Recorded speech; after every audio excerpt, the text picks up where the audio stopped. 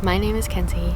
I'm a witch of over 15 years, and I really enjoy sharing my path with you, and I want to continue to share free tips, tricks, and all that stuff. But with being a practitioner of that long, I'm still continuously learning, so take my videos as, I don't know, guidance. But today is cemetery etiquette, graveyard etiquette, but I have it all on my phone, and today we are in my cemetery that I like to go to as often as I can. I haven't gone in a while, but I'm hoping to visit more often, and I'm really hoping that no one finds me chatting to myself in a camera in the middle of a cemetery. Also, it's really smoky where I live, so it is messing with my throat and my nose, but I really needed to come to the cemetery today because I got some really devastating family news, and I just felt that this is where I needed to be, and I really wanted to make this video because I've been wanting to make it for a really long time. There's also a lot of mosquitoes. You're gonna see them because we just had a lot of rain, and the mosquitoes are awful. But anyways, let's get into this video. So what I bring with me to the cemetery, I bring in my purse. I probably should do like a what's in my purse as a witch, but my pendulum,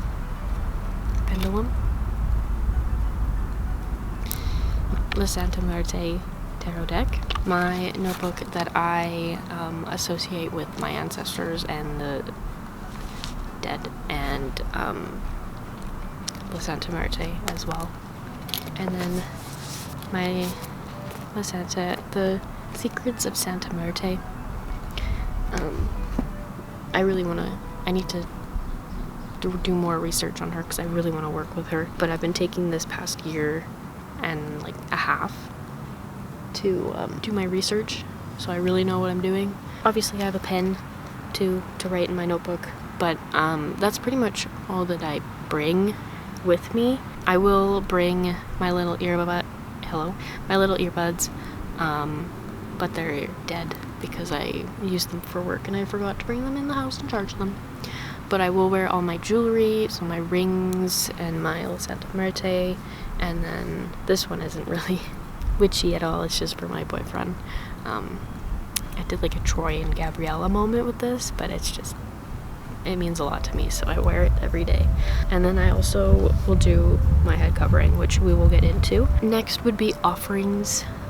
You always want to leave an offering at the gate of the cemetery for the guardian spirit, which is normally the spirit that has been like the first buried, or the one that the cemetery has just kind of associated as like their protector.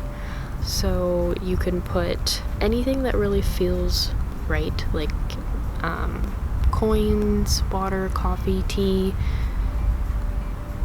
sometimes little candies. And then while you place that offering, if this is the first time you are entering the cemetery, feel into your like inner self and see what are you feeling very positive? Are you feeling very negative? Normally that will be the guardian being like, yes, you are welcome to come in, or no, please don't come into my cemetery. And if you aren't feeling welcome, don't push the boundaries. It's really important to not push the boundaries. That should be clear. I shouldn't have to explain any more on that. The next is respect. So this is like picking up garbage, fixing headstones that have like flowers fallen over, or items left by loved ones that have blown away or tipped over, that kind of thing. So you just want to fix those.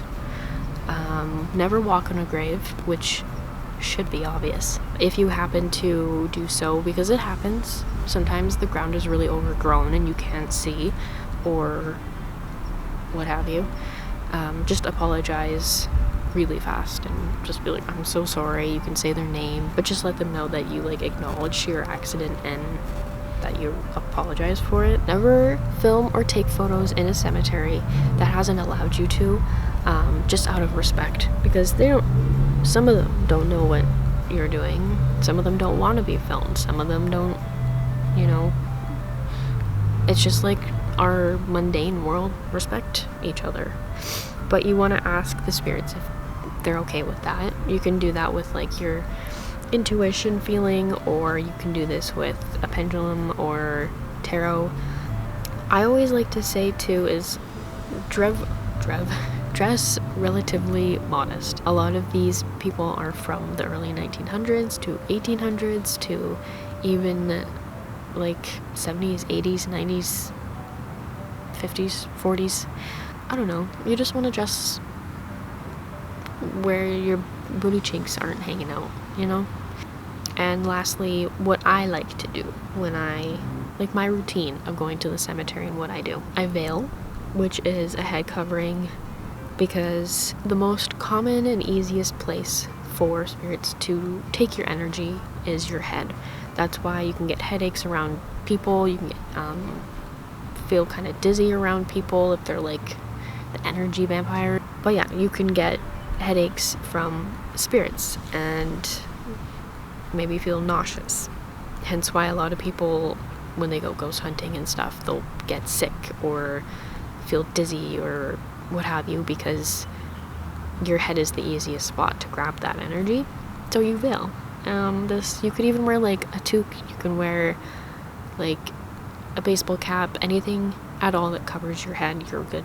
You're golden. Hence why a lot of practitioners do it also when they are doing ritual work or spells and such.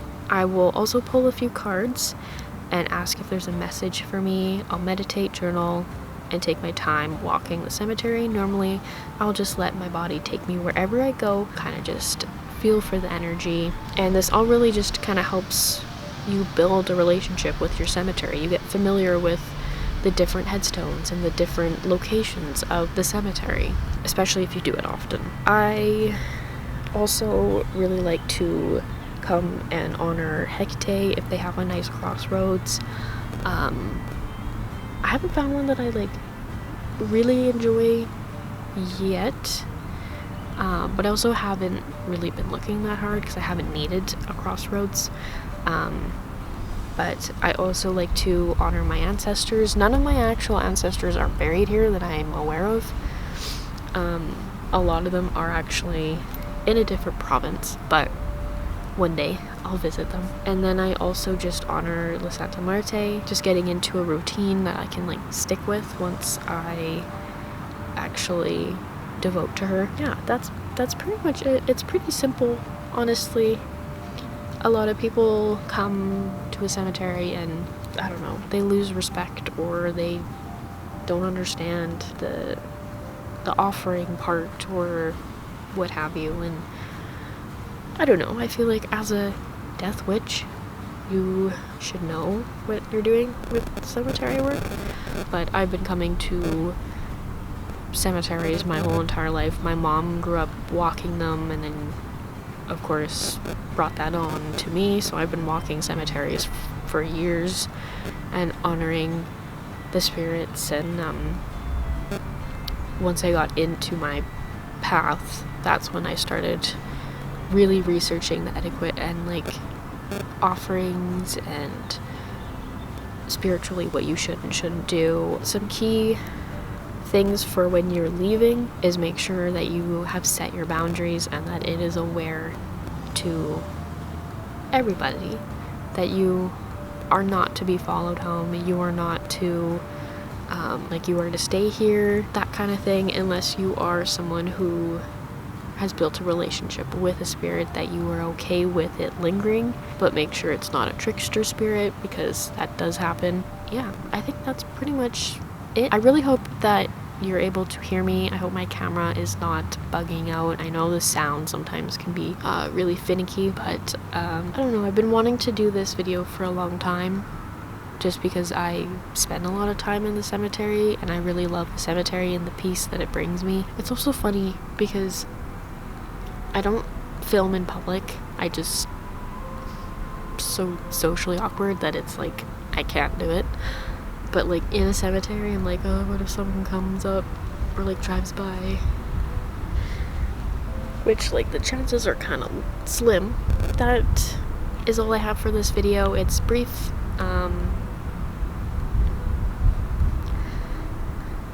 And thank you for watching, and I will see you all in the next one. I love you all so much. Bye.